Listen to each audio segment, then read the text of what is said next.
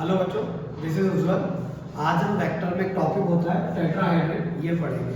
Generally बच्चों को vector में एनालाइज करने में दिक्कत होती है, तो ये एक 3D फिगर है, तो इसी को हम आज समझेंगे ताकि इसमें आपको कोई दिक्कत ना हो। तो सबसे पहले तो हम समझते हैं कि टेट्राहेड्रन क्या है। टेट्राहेड्रन से पहले हम समझते हैं कि पिरामिड क्या है, क्योंकि जो टेट्राहेड्रन होता है वो पिरामिड का ही एक पार्ट होता है। तो पिरामिड क्या होता है, ये आपने पढ़ा भी होगा 7th क्लास में।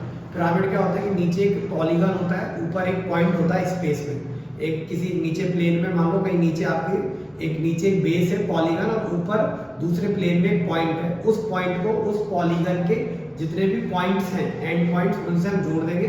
तो ऐसा करने पर जो शेप बनेगी वो शेप आपकी पिरामिड होती है। ठीक है बच्चों, ऐसा करने पर क्या होगा कि जब हम उसको एंड टू एंड पॉइंट से जोड़ेंगे तो जो स्लैंट सरफेसेस है वो ट्राइंगुलर सरफेस बन जाएंगी। जो उसकी स्लैंट सरफेस है उसकी शेप कैसी रहेगी, ट्राइंगुलर रहेगी। अब हम बात करते हैं कि टेट्राहेड्रन क्या है, ये हमारे सिलेबस में है। तो टेट्राहेड्रन क्या होगा कि जब वो जो पॉलीगन है, जो नीचे बेस वाला पॉलीगन है, वो भी ट्राइंगल हो जाए। आप उसको ऐसे समझ सकते हैं इस तरीके से कि मान लो ये स्पेस में यदि हम समझने का कोशिश करें तो ये एक स्पेस में एक पॉइंट होगा और नीचे नीचे ट्राइंगुलर सरफेस है, तो हमने उसके एंड टू एंड पॉइंट को उस पॉइंट से जोड़ दिया, तो जो शेप बनी वो टेट्राहेड्रन है। मतलब नीचे एक ट्राइंगल होगा, ऊपर स्पेस में एक पॉइंट है, और ऐसा हम उसको जोड़ेंगे। जैसे कि थोड़ा सा इसको एनालाइज करते हैं। मान लो इस तरीके से नीचे ट्राइंगुलर सरफेस रहेगी, ऊपर स्पेस में एक पॉइंट रहेगा, और पॉइंट को हम ऐसे उसके एंड टू एंड सरफेसेस से जोड़ेंगे।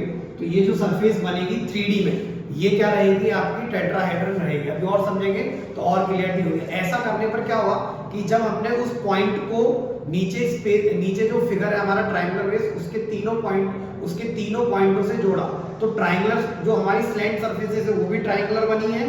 और ये आप ऐसे समझिए उसको कि हाँ, ये देखिए, इसको इससे जोड़ेंगे, इसको इससे जोड़ेंगे, और ये वो पहला वो पॉइंट है जिससे हम तीनों ही एजेस निकल रही है। तो मतलब आप उसको थोड़ा सा प्रैक्टिकली एनालाइज करो कि ऊपर एक पॉइंट होगा, नीचे एक प्लेन होगा, मतलब नीचे एक प्लेन में ट्राइंगल सरफेस है, ट्राइंगुलर बेस है, हमने एंड टू एंड पॉइंट जोड़े। तो ऐसा करने पर स्लैंट सरफेस भी ट्राइंगुलर है और बेस भी ट्राइंगुलर है। मतलब टेट्राहेड्रन उस तरह का पिरामिड है जिसमें सारी सरफेसेस आपकी क्या रहेंगी, ट्राइंगुलर सरफेसेस रहेंगी। तो यदि हम बात करें टेट्राहेड्रन में, तो टोटल 4 वर्टेक्स हो गए। एक तो ये प्लेन के वर्टेक्स हो गए, जो नीचे ट्राइंगुलर बेस था उस ट्राइंगुलर बेस के वर्टेक्स हो गए ए बी सी, और मान लो कोई एक स्पेस में पॉइंट है तो वो है डी। तो हमने क्या किया, इस पॉइंट पे, स्पेस के इस पॉइंट से इसके तीनों वर्टिसेस को जोड़ा। वर्टिसेस को जोड़ने के बाद जो 3D में स्ट्रक्चर हमारे पास अवेलेबल हुआ वो टेट्राहेड्रन होगा। आई होप आपको ये समझ में आया होगा। तो टेट्राहेड्रन में हम यहाँ पे पढ़ते हैं जैसे कितने नंबर ऑफ, हमारे पास नंबर ऑफ वर्टेक्स कितने हो गए, तो नंबर ऑफ वर्टेक्स 4 वर्टेक्स हो गए। वही 3 तो ट्राइंगुलर बेस के, और एक वो जो अगले दूसरे प्लेन में जो हमारे पास पॉइंट है। तो ऐसे टोटल हमारे पास 4 वर्टेक्स हो गए। 4 वर्टेक्स के बाद हम बात करेंगे नंबर ऑफ सरफेसेस कितनी होगी, नंबर ऑफ सरफेसेस। तो नंबर ऑफ सरफेसेस कितनी होगी बच्चों, नंबर ऑफ सरफेसेस हमारे पास 4 सरफेसेस आ चुकी है। 4 सरफेसेस कौन सी आ चुकी है, जैसे कि मान लो एक तो हमारे पास वो डी पॉइंट से मैंने डी को ए बी से कनेक्ट किया, फिर मैंने डी को, मतलब डी जो था तो कौन कौन सी सरफेस हो गई होगी, एक तो ये डी ए बी वाली सरफेस हो गई होगी, एक ऐसे ही डी ए सी वाली सरफेस हो गई होगी, ऐसे ही एक डी बी सी वाली सरफेस हो गई होगी, और एक जो नीचे हमारी जो सरफेस थी वो एक हमारे पास एक सरफेस कौन सी हो गई होगी, ए बी सी। मतलब हमारे पास 4 हमें प्लेन, हमें टोटल 4 प्लेन मिले हैं उस टेट्राहेड्रन में। ठीक है ना, जो 3D स्ट्रक्चर है। तो टोटल नंबर ऑफ सरफेसेस 4 है, नंबर ऑफ वर्टेक्स 4 है, सरफेस भी 4 है। नंबर ऑफ एजेस, यदि हम बात करें कि कितनी नंबर ऑफ एजेस होगी, तो नंबर ऑफ एजेस भी कितनी होगी, 4। आप इसका सॉरी 6 कैसे होगी, आप कोई भी 2 पॉइंट को ज्वाइन करो, कोई भी 2 पॉइंट ज्वाइन करोगे 4 एजेस मिल जाएंगी, सॉरी 6 एजेस मिल जाएंगी। कौन कौन सी, जैसे आपने ए को बी से जोड़ा, ए बी, ए को सी से जोड़ा, ए को डी से जोड़ा, बी को सी से जोड़ा, बी को डी से जोड़ा, और उसके बाद सी को डी से जोड़ा। तो इस तरीके से आपको 6 एजेस मिल जाएंगे। पीएनसी से भी आप ऐसे समझ सकते हो कि आपके पास 6 पॉइंट, आपके पास 4 पॉइंट है, किन्हीं भी 2 को जोड़ोगे तो एक एज मिल जाएगी। तो 4c2 नंबर ऑफ एजेस होगी, 4c2 मतलब 6। ऐसे सरफेस के लिए भी देख सकते हो कि किन्हीं भी 3 पॉइंट को जोड़ोगे तो एक आपके पास एक प्लेन मिल जाएगा आपको। तो 3 पॉइंटों को जोड़ोगे, टोटल 4 पॉइंट थे, तो 4c3। ऐसा करके नंबर ऑफ जो सरफेसेस है वो भी आपके पास क्या आई, 4 आई। तो ये सारी हमारे पास ये जो शेप है ये टेट्राहेड्रन है। इसमें क्या होता है बच्चों कि जैसे मान लो मैंने बोला वर्टेक्स ए, और ए को छोड़कर जो बचे हुए 3 पॉइंटों से, 3 वर्टेक्स से जो हमारे पास हमें जो प्लेन मिला है, जैसे मान लो BC, तो ये ए पॉइंट और ये जो प्लेन, ये पॉइंट और ये जो हमारा प्लेन है BCD, इस पेयर को हम बोलते हैं पेयर ऑफ इसको ऐसे बोल सकते हो अपोजिट पेयर, इसको हम क्या बोलेंगे अपोजिट पेयर। सेम ऐसे और भी, जैसे मान लो सेम सिमिलर नोट पे मान लो B है और B को छोड़ के जो दूसरा प्लेन बना B वर्टेक्स को हटा दो, बचे वो 3 वर्टेक्स में जो हमारे पास प्लेन बना दैट इज ACD। तो अगेन ये भी क्या कहलाएगा अपोजिट पेयर। तो ये तो हो गया आपका अपोजिट पेयर क्या होता है। एक ऐसे होता है पेयर ऑफ अपोजिट एजेस, ये भी एक टर्म होती है। क्या टर्म होती है पेयर ऑफ अपोजिट एजेस। तो ये क्या होगी सेम कि मान लो आपने कोई दो पॉइंटों को मिलाकर कोई एज ली, जैसे कि आपने AB पॉइंट को मिलाकर एक एज ले ली, तो इस AB पॉइंट के लिए अपोजिट एजेस क्या होगी, तो A और B को हटा दो, जो बचे 2 वर्टेक्स बचे उनको मिला दो, तो बचे 2 वर्टेक्स कौन से बचे C और D, तो AB और CD क्या कहलाएंगे आपस में पेयर ऑफ अपोजिट एजेस कहलाएंगे। तो ये तो एक सिंपल ओवरव्यू था पिरामिड का टेट्राहेड्रन का। ये सब आपने पढ़ रखा होगा कि 3D में स्पेस में पॉइंट होता है, ट्रायंगुलर बेस होता है, उसको हमने पॉइंट से कनेक्ट किया ट्रायंगुलर बेस के, तो इस तरीके से जो शेप बनी। मैं फिर भी थोड़ा सा समझाने की कोशिश कर रहा हूँ। जैसे कि ये 3D में पॉइंट है और 3D के पॉइंट से ये नीचे हमारे पास 3 पॉइंट थे, तो इसको हमने ऐसे जोड़ा और इन पॉइंटों को हमने एंड टू एंड कनेक्ट, ये नीचे बेस था तो ऐसे एंड टू एंड कनेक्ट किया हुआ था। तो ये जो हमारे पास जो सरफेस बनी दिस इज अ टेट्राहेड्रन।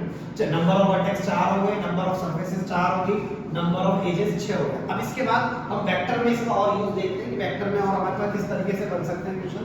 तो देखो बच्चों ये आपने पढ़ा होगा, जैसे फॉर एग्जांपल नीचे ये ट्रायंगुलर बेस है ABC, तो मैं यदि बात करूं कि मान लो A का पोजीशन वेक्टर A वेक्टर है, B का पोजीशन वेक्टर B वेक्टर है, C का पोजीशन वेक्टर C वेक्टर है, D का पोजीशन वेक्टर D वेक्टर है। ये हमने मान लो तो चारों अपने वर्टेक्स थे, उनके मैंने पोजीशन वेक्टर बोल दिए that is A vector B vector C vector और D वेक्टर। अब मैं यदि बोलूं कि जो ट्रायंगुलर प्लेन है जो हमारा ABC, इसका मैं यदि सेंट्रोइड की बात करूं, मान लो इसके सेंट्रोइड को मैं नाम दे रहा हूं G1, तो हमारे G1 का पोजीशन वेक्टर क्या होगा, तो पोजीशन वेक्टर ऑफ G1 ये हमें पता होना चाहिए। यदि किसी ट्रायंगुलर के तीनों वर्टेक्स का position vector A vector B vector C vector है, तो उसका जो सेंट्रोइड का पोजीशन वेक्टर होगा वो कितना हो जाएगा बच्चों, A vector plus B vector plus C vector divide bye 3। तो मान लो कि ये आपका कहीं पर G1 है। अब मैंने क्या किया, इस G1 को मतलब ये G1 किसका सेंट्रोइड है, ABC वाले प्लेन का, तो इस ABC वाले प्लेन में जो 3 वर्टेक्स आ रहे हैं इसको छोड़ दो, बचे हुए चौथे वर्टेक्स, जो चौथा वर्टेक्स है उससे मैंने इस G1 को जोड़ा। तो ऐसे जोड़ने पर जो ये लाइन है एक मतलब ये कौन सी लाइन आ गई DG1, मान लो इस DG1 में कोई एक ऐसा पॉइंट है K जो कि इस DG1 को लैम्डा रेशियो 1 में क्या कर रहा है, डिवाइड कर रहा है। तो मैं यदि इस K के पोजीशन वेक्टर अभी के लिए निकालूं तो पोजीशन वेक्टर ऑफ K क्या हो जाएगा, ये हमने पढ़ रखा है सेक्शन फॉर्मूले से, तो that is lambda into G1, तो lambda into A vector plus B vector, तो मतलब lambda into position vector of G1, तो G1 का पोजीशन वेक्टर है A vector plus B vector plus C vector divide bye 3 बच्चों, ठीक है, plus 1 into position vector of D divide by lambda plus 1। ये position vector of क्या है K क्या है, K एक बेस को मतलब ये अगेन जो अपोजिट पेयर है, तो जो एक जो बेस था जो भी उसके दूसरा जो अपोजिट वर्टेक्स है, मतलब उन बेस को जो बेस है या जो भी आपका प्लेन है, 4 प्लेन होंगे उसमें 4 सरफेसेस होंगी, उन 4 सरफेसेस में कोई भी आपने एक सरफेस सेलेक्ट करी, वो सरफेस मान लो 3 वर्टेक्स है, उस 3 वर्टेक्स के ट्रायंगुलर प्लेन से बनी हुई है, जैसे ABC से बनी हुई है, तो जो चौथा वर्टेक्स था तो उस चौथे वर्टेक्स को उसके सेंट्रोइड से मिलाया, सेंट्रोइड से मिलाने के बाद जो आपकी लाइन है उस लाइन पर मान लो कोई पॉइंट है जो उसको लैम्डा रेशियो 1 में क्या कर रहा है, ब्रेक कर रहा है, तो उस पॉइंट की पोजीशन वेक्टर ये हो गई। अब मान लो मैं फॉर द सिमेट्री यदि मैं यहाँ पर लैम्डा की वैल्यू को 3 रखता हूँ, यदि मैंने यहाँ पर लैम्डा की वैल्यू को 3 रखा, तो यदि मैं बात करूँ position vector of K, sir क्यों रख रहे हो, ताकि एक सिमेट्रिक रिजल्ट आ जाए, तो यहाँ पर मैंने 3 रखा तो 3 से 3 कट हो जाएगा, तो ये बन जाएगा A vector plus B vector plus C vector plus D vector upon 4, तो ये पोजीशन वेक्टर ऑफ K हो गया। फिर I am again saying what is a K क्या है, K उस पॉइंट का पोजीशन वेक्टर है। अब अगेन K क्या हो गया, उस पॉइंट का पोजीशन वेक्टर हो गया जो कि प्लेन ABC के सेंट्रोइड को इन तीनों पॉइंट का अलावा जो चौथा वर्टेक्स बचा है, तो प्लेन ABC के सेंट्रोइड को D पॉइंट से जोड़ने वाली जो लाइन है उस लाइन को 3:1 में जो पॉइंट डिवाइड कर रहा है ये उसके पोजीशन वेक्टर हो गया, ठीक है ना, A vector plus B vector plus C vector plus D vector divide by 4। अब सेम नोट पे यदि सेम मैं बात करूं कि ये तो चलो आपका एबीसी प्लेन, अब ऐसे मैंने तो फिर दूसरा प्लेन ले लिया यहां पर कि मान लो इस बार मैं प्लेन ले लेता हूं, ट्रायंगुलर जो प्लेन है आपका, ट्रायंगुलर सरफेस है ए सी डी, मतलब ये जो आपका ACD जो प्लेन, अब ये ACD जो आपका ट्रायंगल है, मान लो इस ट्रायंगल का ये A है, C है, D, मान लो इस ट्रायंगल का सेंट्रोइड G2 है, और इसके यदि मैं पोजीशन वेक्टर की बात करूं तो इसका पोजीशन वेक्टर सेम नोट पे क्या हो जाएगा बच्चों, A vector plus C vector plus D vector by 3।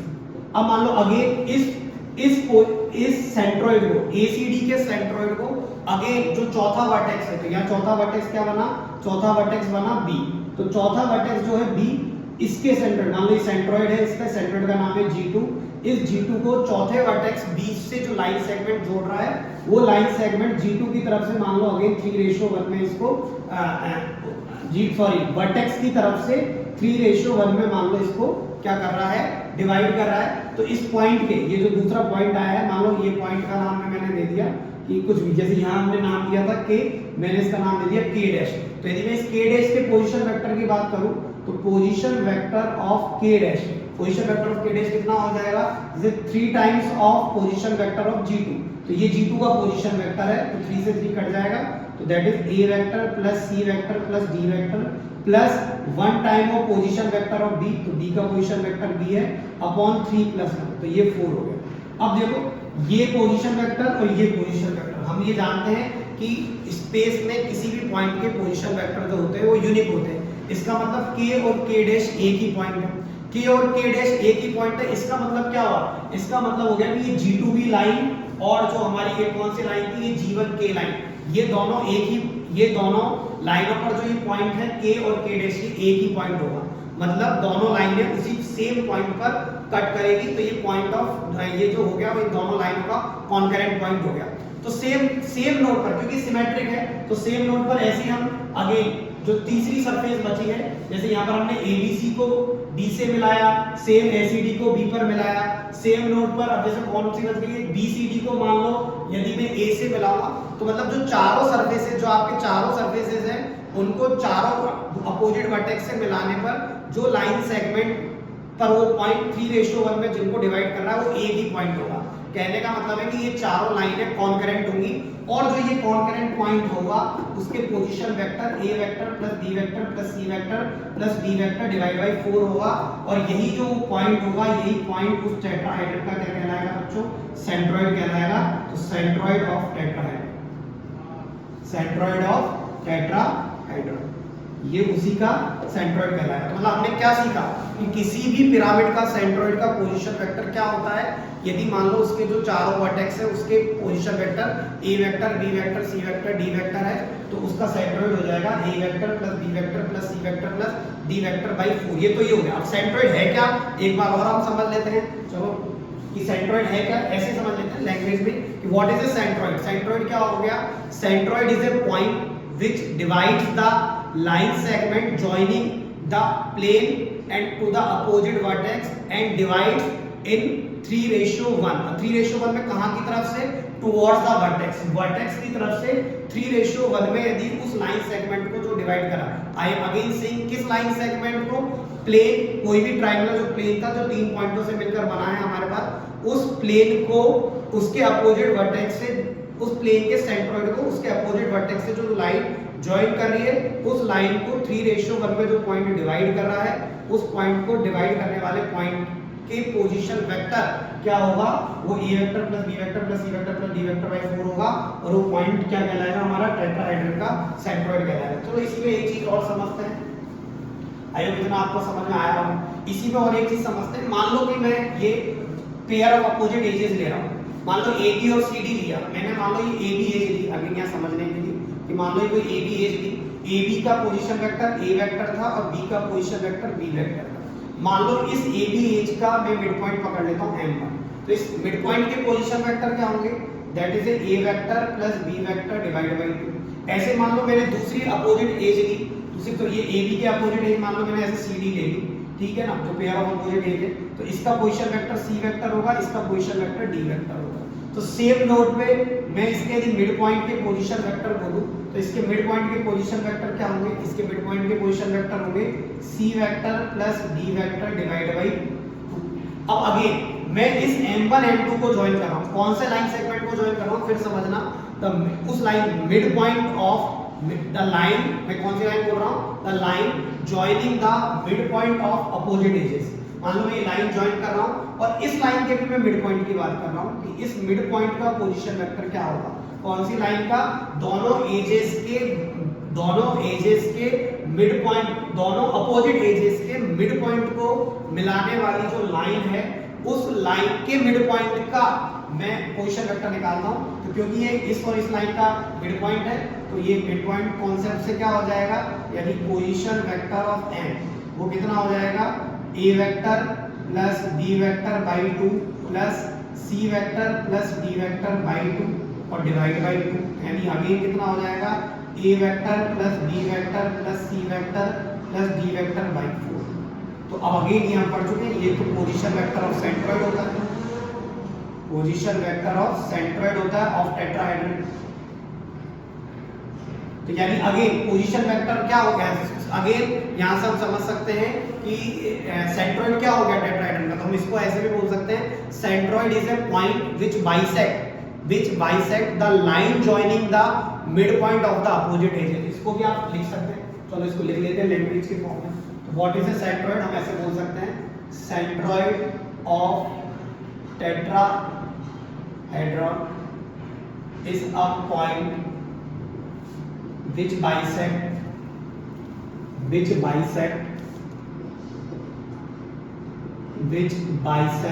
the line joining the midpoint of pair of opposite edges and position vector of centroid in tetrahedron will be a vector plus b vector plus c vector plus d vector divided by 4, where simply a vector, b vector, c vector and d vector are position vector of vertex। ये आपकी एक definition हो गई centroid of tetrahedron की, मान लो definition number 1 है। दूसरी definition भी हालांकि हमने लिखा ही नहीं, चलो उसको भी लिख लेते हैं, हम उसको समझा तो चुके ही थे क्यों क्या था डेफिनेशन में, ठीक है ना।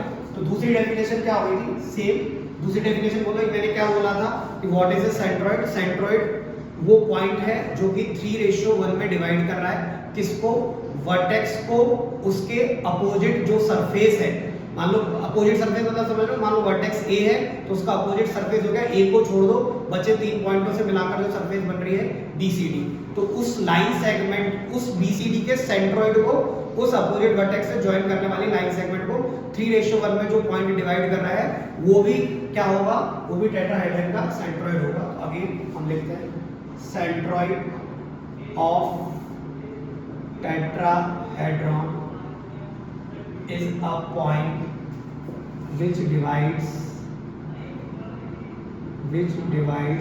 line segment joining any vertex to opposite surface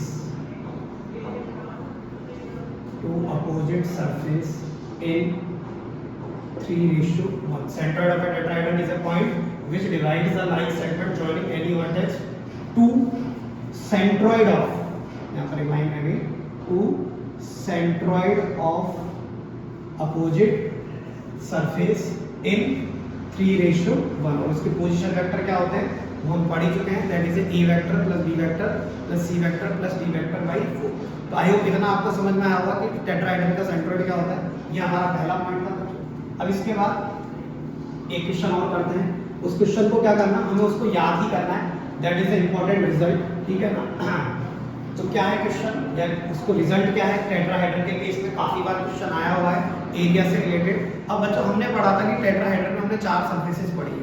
अब मान लो 4 सरफेसेस पढ़ी है, अब मैंने मान लिया कि चारों सरफेसेस के area vector A1, A2, A3, A4 है, चारों सरफेसेस के, और वो जो चारों सरफेसेस के area vector A1 vector, A2 vector, A3 vector और A4 वेक्टर है, और उनकी जो डायरेक्शन है वो कमिंग आउट है, मतलब वो बाहर की तरफ जो है, प्लेन से बाहर की तरफ वो डायरेक्शन आ रही है।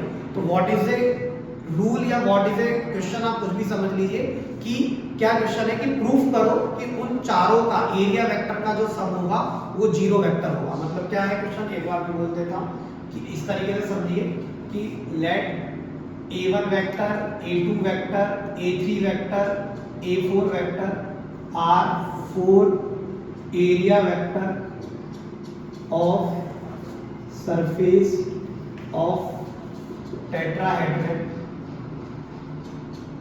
whose direction coming out of the plane, then prove that summation of ai is equal to 0 vector. ये हमें प्रूफ करना है, ठीक है ना। तो इसका क्या मतलब हो गया, summation of ai is 0 vector मतलब कि हमें क्या प्रूफ करना है, a1 vector plus a2 vector plus a3 vector plus A4 vector is equal to क्या होगा, 0 वेक्टर होगा। अच्छा बच्चों, हमें ये रिजल्ट भी याद रखना है, ठीक है ना। तो चलो इसी को थोड़ा सा समझते हैं। हाँ, क्या कह रहा था कि चारों सरफेसेस हैं, उनके जो एरिया वेक्टर है वो area vector A1, A2, A3, A4 है, और उनकी डायरेक्शन बाहर की तरफ है। तो एक बार थोड़ा सा डायग्राम बनाते हैं। मान लो ये तो आपका ये हो गया A B C, ये तो कोई बेस हो गया था, जो हमारे बेस में जो ट्रायंगल, हालांकि चारों ही सरफेसेस को आप बेस काउंट कर सकते हो, तो मतलब ये एक ट्रायंगुलर सरफेसेस है, और ये मान लो ये पॉइंट है ओरिजिन है, और हमने टेट्राहेड्रन बनाना है। तो मैंने क्या किया, O से A को जोड़ दिया, O से B को ज्वाइन कर दिया, O से C को ज्वाइन कर दिया।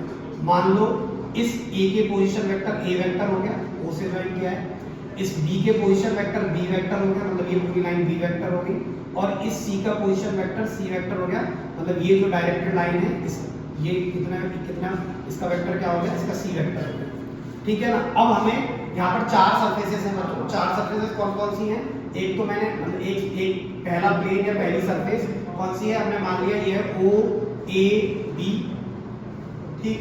दूसरी सरफेस है O A C, ठीक है ना। तीसरी है O B C, और चौथी है हमने चौथी मान ली A B C, ठीक है ना। इनके चारों के एरिया वेक्टर है, तो इसका एरिया वेक्टर हो गया A1 वेक्टर, इसका एरिया वेक्टर हो गया A2 वेक्टर, इसका एरिया वेक्टर हो गया A3 वेक्टर, ठीक है ना, और इसका मान लो एरिया वेक्टर हो गया A4 वेक्टर। हमें ये चारों निकालने हैं, ठीक है। तो चारों निकालना है, तो जैसे फॉर एग्जांपल A4, चलो पहले हम A4 वेक्टर निकालते हैं।